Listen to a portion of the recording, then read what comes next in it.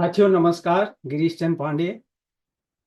साथियों, क्या यह सही नहीं है कि विश्व की नंबर 1 आबादी वाले देश में जनसंख्या नियंत्रण है, उसके स्थिरीकरण है, या फिर उसमें बढ़ोतरी के बारे में कोई स्पष्ट राय या कहें कि संकेत सरकार की तरफ से अभी तक नहीं है। कभी प्रधानमंत्री नरेंद्र मोदी 2019 में लाल किले के प्राचीर से उन्होंने स्वतंत्रता दिवस के उपलक्ष्य में देश को संबोधित करते हुए कहा था कि जनसंख्या विस्फोट जो है एक खतरा है, और उन्होंने आगाह भी किया था। तो कहीं से कभी यह आवाज भी आती है कि जनसंख्या नियंत्रण कानून देश में लागू होना चाहिए। लेकिन अभी यह मसला जो है फिर तेजी से उभर कर सामने आया है, जबकि राष्ट्रीय स्वयंसेवक संघ प्रमुख जो मोहन भागवत हैं, उन्होंने कहा है कि प्रजनन दर, फर्टिलिटी रेट जो है उसके नीचे आने की वजह से देश के हर दंपति को कम से कम 3 बच्चे पैदा करने चाहिए। और संघ प्रमुख का यह वक्तव्य, या कहें कि उनका जो विचार भारत के मौजूदा हालात के बीच कितना प्रासंगिक है या कहें कि उचित है, यह मैं आप पर छोड़ता हूं। लेकिन ज्वलंत मुद्दा आज मेरा जनसंख्या से ही जुड़ा है। आप कहां तक मेरे विचारों से सहमत होंगे या असहमत होंगे, यह भी मैं आप पर छोड़ता हूं। लेकिन आपसे सहमति या असहमति की टिप्पणी का अनुरोध अवश्य कर रहा हूं। आप अपनी टिप्पणी अवश्य दें। साथ ही यदि आपने मेरे इस चैनल को सब्सक्राइब नहीं किया है तो उसे भी कीजिएगा। साथियों, इससे पहले कि मैं आगे बढ़ूं, आपके ध्यान में लाना चाहूंगा कि जब अप्रैल 2023 में भारत चीन को पीछे छोड़ते हुए विश्व में आबादी के लिहाज से पहला देश बना, तो उस समय भी मैंने एक वीडियो भारत के आबादी में नंबर 1 बनने के मायने, इस नाम से जो है एक वीडियो डाला है, जो चैनल में उपलब्ध है।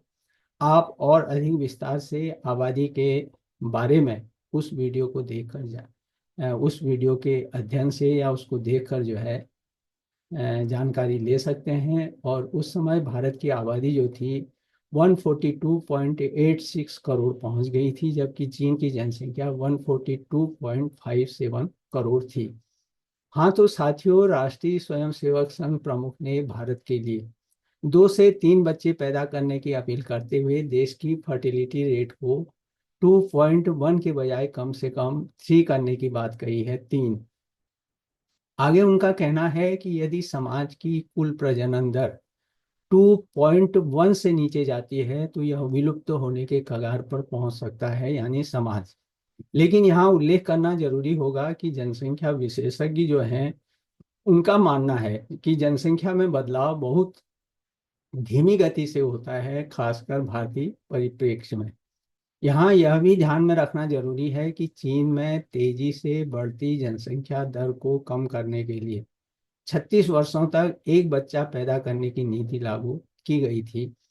साथियों, यह सही है कि परिवार समाज की मुख्य इकाई होता है, और यही परिवार आगे चलते चलते संपूर्ण राष्ट्र की मुख्य धारा में समाहित हो जाता है, या कहें कि विलीन हो जाता है। इसलिए हर परिवार की समाज के गठन में अहमियत तो है, लेकिन प्रजनन दर में लगातार हो रही गिरावट का जहाँ तक संबंध है, इसके सकारात्मक और नकारात्मक दोनों ही प्रभाव हो सकते हैं। हमने देखा है कि आर्थिक विकास के साथ जो है प्रजनन दर का कम होना एक सामान्य बात है। विकसित देशों के अनेक उदाहरणों से स्पष्ट है कि शिक्षित व्यक्ति की आर्थिक स्थिति में सुधार आने के बाद वे दोबारा जो है जनसंख्या बढ़ाकर उस स्थिति में वापस लौटना जो है पसंद नहीं करते। इसके साथ ही दुनिया में आबादी कम होने का एक बड़ा कारण जो है महिलाओं की बढ़ी हुई निर्णायक शक्ति है। आज स्त्री विमर्श ने महिलाओं को बताया है कि मां बनने से ज्यादा जरूरी है उनकी आत्मनिर्भरता, यानी उनके हाथ में पैसे आए और उनकी क्रय शक्ति बढ़े, परचेजिंग पावर। अपने शरीर की मालकिन वे खुद बने। वे चाहें तो परिवार बसाएं, माँ बने, और न चाहें तो ऐसा न करें। साथियों, हमने प्रत्यक्ष देखा है कि साक्षरता पर अधिक ध्यान दिए जाने की वजह से ही दक्षिण भारत के राज्य न केवल विकास की दौड़ में आगे निकल गए, बल्कि जनसांख्यिकी लाभांश लेने में भी सफल हो रहे हैं। अभी दक्षिण राज्यों का देश के आर्थिक उत्पादन में अगर उनका योगदान देखें, 30% से अधिक का योगदान है। और पश्चिमी भारत के राज्यों का योगदान अगर हम लें तो यह 23% है, 23%। और उत्तरी क्षेत्र के पंजाब हैं, हरियाणा हैं और राजस्थान, इनका अगर हम देखें योगदान 18.5% का योगदान है। जबकि उत्तर भारत के अनेक राज्य अभी भी इस दौड़ में जो हैं काफी पीछे हैं। साथियों, आपने देखा होगा कि एक समय ऐसा भी था कि 1980 के दशक में जनसांख्यिकीविद आशीष बोस ने बिहार है, मध्य प्रदेश है, राजस्थान और उत्तर प्रदेश को आर्थिक तथा सामाजिक संकेतकों में पिछड़ने की वजह से बीमारू राज्यों की श्रेणी में रखा था। और यह शब्द राज्य के पहले अक्षर से मिलकर बना था, यानी BIMARU, बीमारू। हालांकि इनमें से कुछ राज्यों ने बीमारू का लेवल हटा लिया है, या कहें कि इस दिशा में उन्होंने तेजी से काम किया। जैसे मध्य प्रदेश को ही अगर हम लें, मध्य प्रदेश ने कृषि क्षेत्र में काफी विकास किया है और 2011 से 2024 के बीच यदि उसके सकल घरेलू उत्पाद को देखें तो उसने 4 गुना कर लिया है। तो वहीं उत्तर प्रदेश राज्य भी अब बीमारू राज्य की श्रेणी में नहीं आता। हालांकि कई प्रमुख सामाजिक आर्थिक संकेतकों पर ये राज्य अभी भी संघर्ष कर रहे हैं। ऐसा नहीं है कि ये पूरी तरह समस्या मुक्त हो गए हैं। साथियों, अभी भी कुछ राज्य जो है बीमारू श्रेणी में हैं, जैसे बिहार है, झारखंड है, ओडिशा है और राजस्थान। कहने का तात्पर्य यहाँ पर यही है कि बढ़ती जनसंख्या का के बोझ तले ये राज्य अपने नागरिकों को उनकी मूलभूत आवश्यकताएं जैसे भोजन है, वस्त्र है, आवास, शिक्षा तथा चिकित्सा आदि जो हैं उपलब्ध नहीं करा पाए हैं। जो एक मतलब मूलभूत आवश्यकता आम नागरिक की होती है, उससे वहाँ के नागरिक जो हैं एक प्रकार से अछूते हैं। साथियों, इसलिए भारत जैसे असमान देश में, जहां कल्याणकारी योजनाओं की आपूर्ति असमान है और गैर किफायती है, 3 बच्चे पैदा करने का नियम नुकसानदेह हो सकता है।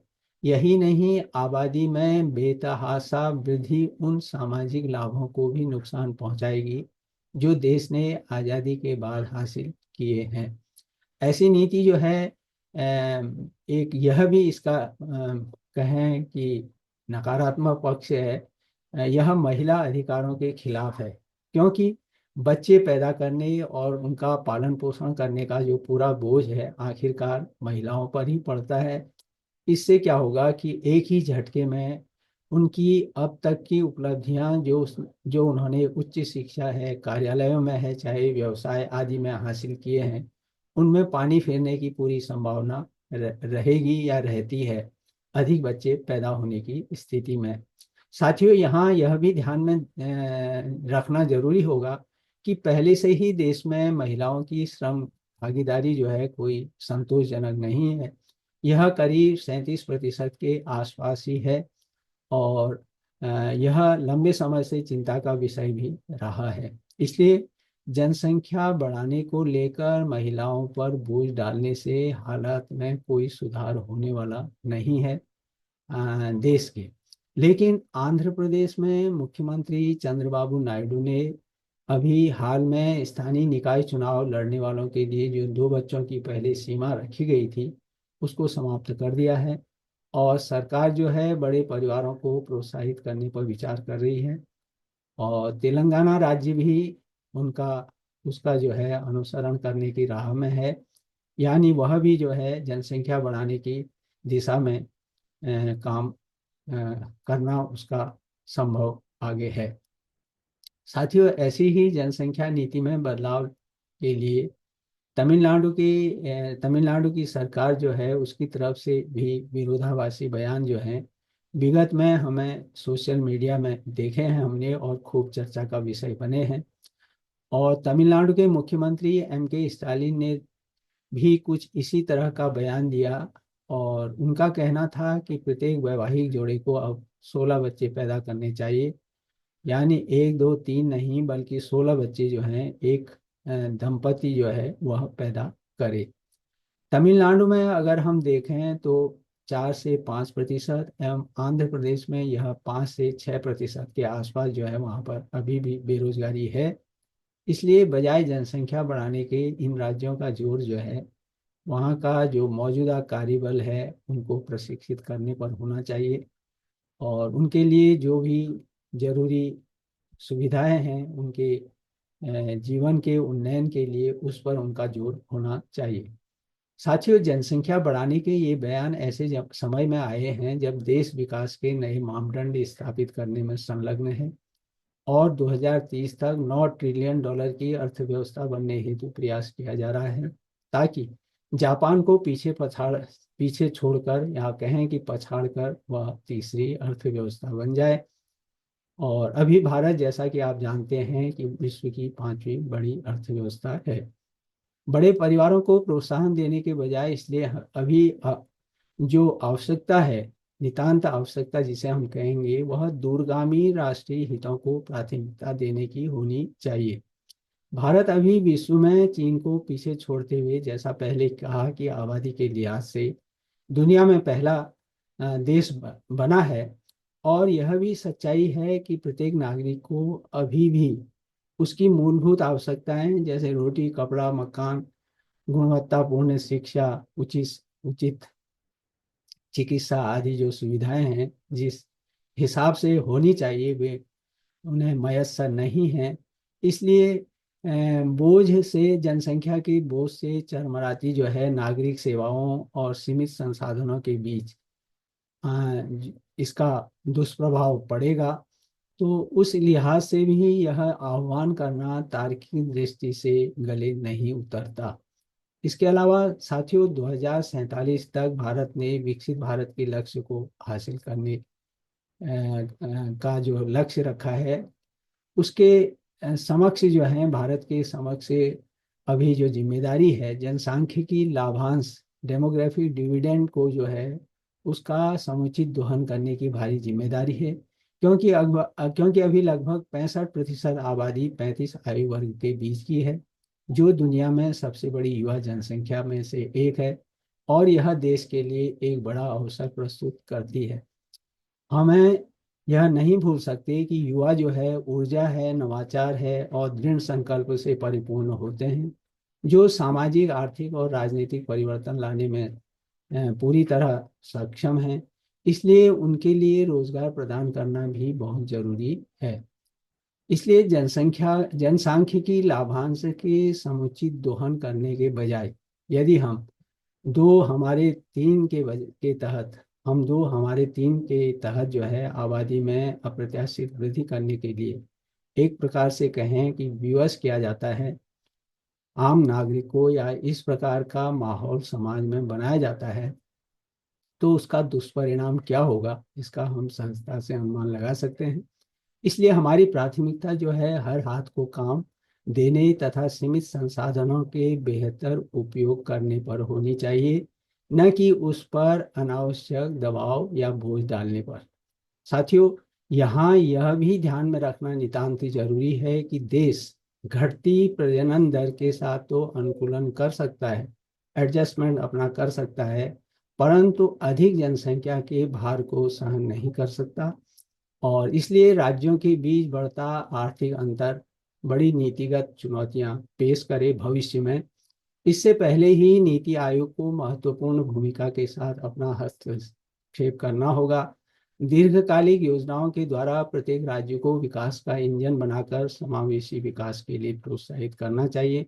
और यह भी सच्चाई है कि यह जो जनसंख्या का मसला है राज्य का है, और राज्य इस पर राज्यों के साथ केंद्र जो है कदम ताल करे और आगे बढ़े, इसी में संपूर्ण देश की भलाई भी है।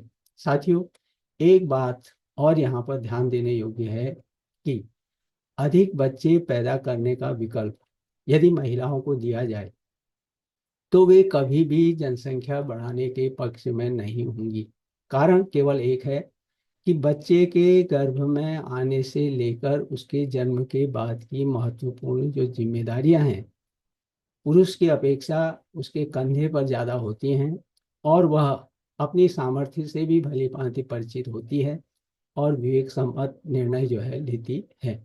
इसलिए अपने जीवन और शरीर से जुड़े फैसलों पर, या कहें कि उसके बुनियादी जो मानवाधिकार हैं, उन पर उनकी उसकी ही सोच हावी होनी चाहिए, महिला की ही सोच हावी होनी चाहिए, न कि किसी और की। यह खुशी की बात है कि धर्म, समुदाय तथा राष्ट्र के कथित हितों के नाम पर की जाने वाली ऐसी भावनात्मक अपीलों की को महिलाएं कोई महत्व नहीं दे रही हैं, और महत्व दे रही हैं तो अपनी सामर्थ्य को, और साथ ही पृथ्वी के समस्त संसाधनों पर पड़ने वाले जनसंख्या के बोझ को भी वह ध्यान में रख रही हैं कि अधिक जनसंख्या का या जनसंख्या विस्फोट का क्या प्रतिकूल असर पड़ता है पृथ्वी के संसाधनों पर। साथियों, इसलिए इसे हम एक शुभ संकेत ही कहेंगे कि महिलाओं के बीच से उभरता यह नजरिया न सिर्फ आधी दुनिया बल्कि पूरी दुनिया के लिए हितकर है। तो यही आज का मेरा विचार था, यही ज्वलंत मुद्दा था जो मैंने आपके समक्ष शेयर किया। और जैसा पहले भी उल्लेख किया है, आप अपनी टिप्पणी अवश्य दें। तो इसी के साथ मिलता हूँ आपसे फिर किसी नए ज्वलंत मुद्दे पर। तब तक आप सुखी रहिए, स्वस्थ रहिए, प्रसन्नचित्त रहिए, लेकिन मेरे आने वाले ज्वलंत मुद्दे का अवश्य बेसब्री से इंतजार करते रहिए। तो पुनः मिलता हूँ एक एक नए ज्वलंत मुद्दे के साथ फिर आपसे। इसी के साथ नमस्कार।